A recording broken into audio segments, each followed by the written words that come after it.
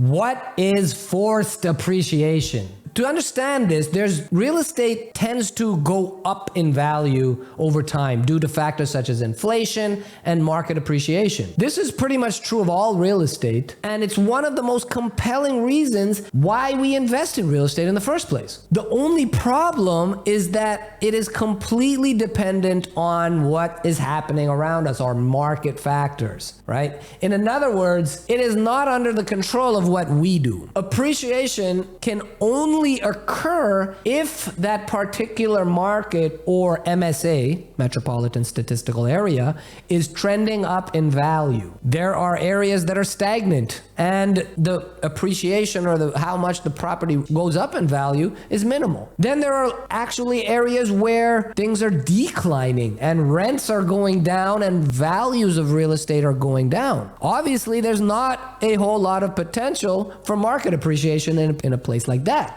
However, as long as you buy in even a semi-decent submarket, or you should experience some level of market appreciation, or at some point, even if you have had to wait a very long time. The timeline and the amount of appreciation you make, however, is not in your control. You just kind of have to hope you position yourself, you buy some real estate in a place where it's going to naturally go up in value. Now, where you choose to invest, obviously you have control of, but how much that actually happens and goes up and for how long it goes up for, you have no control over. Well, that's not what we're talking about today. In today's video, we're going to be talking about a thing called forced appreciation.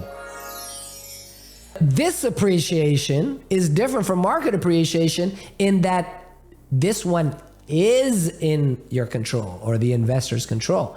This means you are in control of your own destiny and are in control of generating profits in this opportunity. That means you are less dependent on national or international market trends. And since you are in control of the appreciation, that means you are in control of creating wealth and cash flows despite inflation, despite rising interest rates, despite a recession.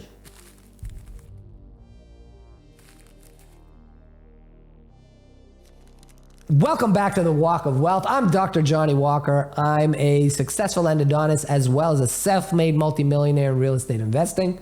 I'm the principal and founder of Walk of Wealth, which is an investment firm that has helped many dentists, doctors, and busy professionals start their road to financial freedom through passive investment in real estate. In fact, since 2019, we've invested in over $94 million worth of real estate. But more importantly, investing heavily in real estate over the last 14 years has allowed me to take a giant step back from my clinical practice to an ideal part-time schedule. With this newfound freedom, I have enormous amounts of time to spend with my wife and my children. We take 6 to 8 vacations per year, as well as it gives me time to pursue my passions, which is educating my fellow dentists on how they too can achieve financial freedom. If you are interested in investing passively in real estate, I've come up with a due diligence checklist on how to vet a sponsor. That's available for free download on my website.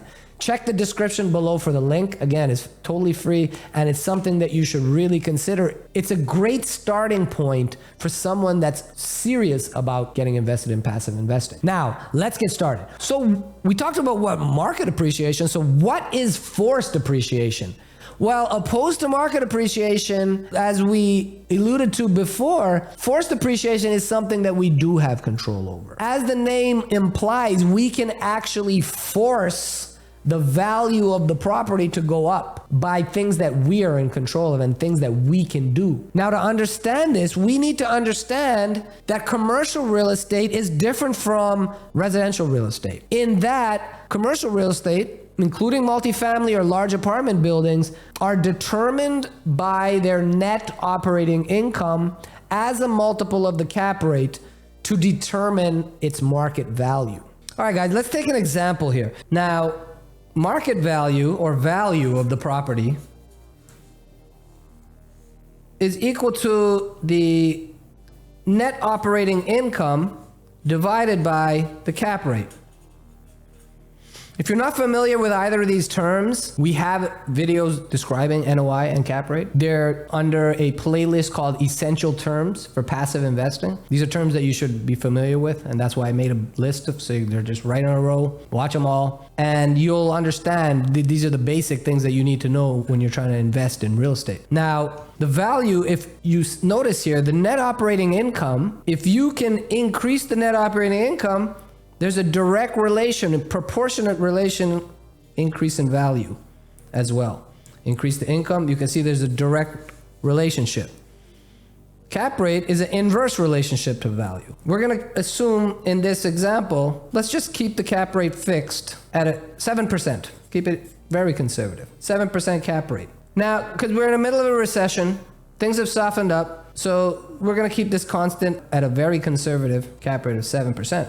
Remember, properties were exchanging at 3 to 5%, even value add properties, amazing. But still, so we're only going to be looking at the function of net operating income value and this forced appreciation.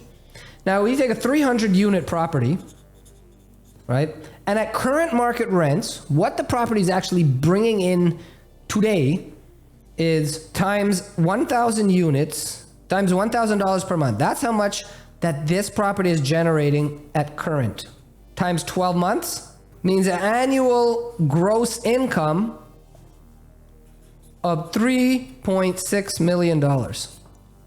In its current state, this property brings in $3.6 million of gross revenue. Let's say that this has the exterior of this property is outdated. There is no landscaping. The signage is broken. Imagine you drive by and there's a broken sign that hasn't been painted in years. You can't even read what it says. There's no TLC in this property. There's 15% vacancy in this property. The basketball court, the flooring is torn up. You're no longer able to dribble a ball. The hoops have been missing for years, and there's nothing but backboards with graffiti. The property, the units themselves haven't been renovated in 15 years. So you know that this property is not performing what it could do. And at current state, it is now generating $3.6 million in revenue, all right? On top of that, it's poorly managed, obviously, because they're not taking care of it. There's inefficient energy usage, deferred maintenance, there's no RUBS in place, and as a result, it's not generating what it could be generating. Now, we can buy it based on what it's worth today, the income that it's producing today. But how much is it actually worth if we were to renovate units and bring it to market value? Now, say that the expenses for this property, 55% of gross revenue is expenses. Well-run property might be 48, 50. So this is $1.62 million of expenses. Gives you an NOI, or net operating income, gives you a net income of roughly $2 million. Now remember the formula, the NOI divided by the cap rate. So you take $2 million divided by 7% cap rate, gives you a value of $28.3 million. That means you would comfortably be it's worth today, based on the income that it brings in, it's worth $28.3 million current value. But now we have a plan for this property, okay? We know that a renovated unit in this city, you can get $1,300. This multifamily structure over 200 units can bring in $1,300 on average. So that you know that you're buying it at $1,000. So there is room for $300 arbitrage by renovating units. So what do? Our business plan is we are going to add value to this property and force appreciation. Okay? Now, what does that mean? Well, let's take a look. Now, say that we come in, we actually do what we're going to do. We fix the exterior, we add landscaping, we fix the signage beautifully. There's flowers. There's now a website where people driving by, they see this beautifully renovated property with the exterior. Exterior's been painted. The windows have been painted, windows fixed if they were cracked, right? The building's been power washed, value add, cosmetic exterior work. We bring vacancy rates up. We fix the basketball court. We redo the pavement. We put brand new, fresh basketball courts with painted lines. We add a barbecue pit, pergola, dog walk area. And now all of a sudden this place looks just from the exterior. And now we go in and renovate those units that haven't been renovated in 15 years.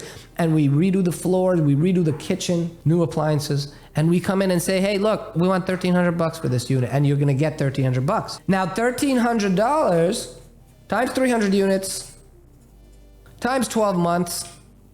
So $1,300 times 300 units times 12 months brings in now a gross income of $4.68 million.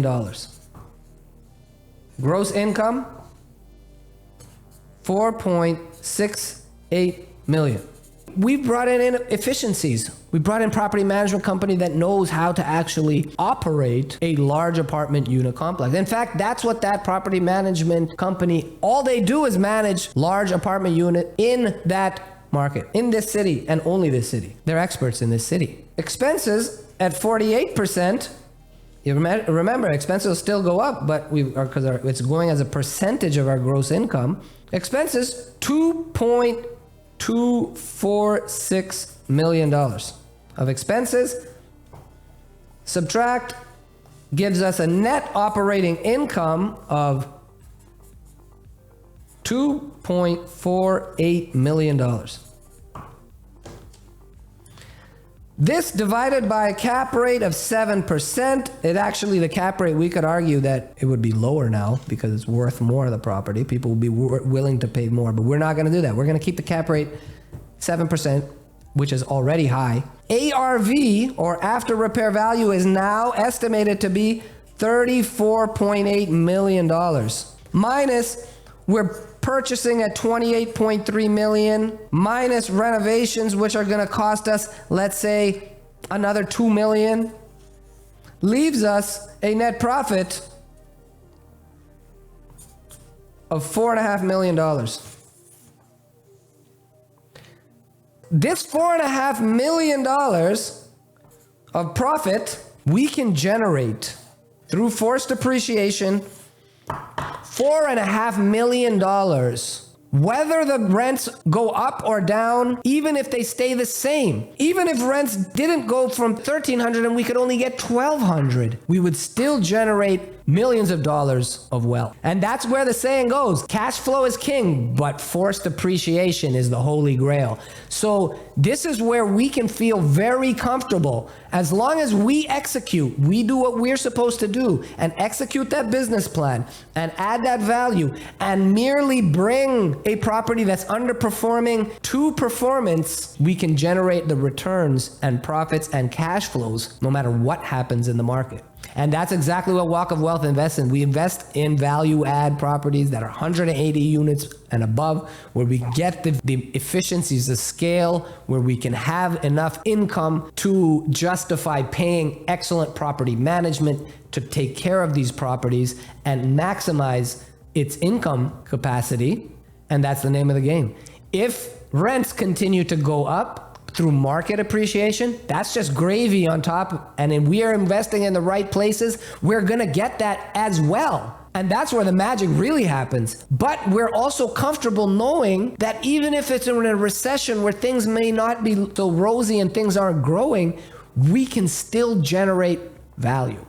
That's it for today, guys. Click on the next video. I'm gonna break down how an investor has developed 8 streams of income, most of them through investing through Walk of Wealth, and is now literally retired at the age of 46 years old. Click on the next video to learn about his story. And if you enjoyed this video, please do like, and if you haven't already, subscribe, share, always comment, let us know what we're doing right, let us know what we're doing wrong, give us feedback, love to hear from you. All right, until next time, let's go.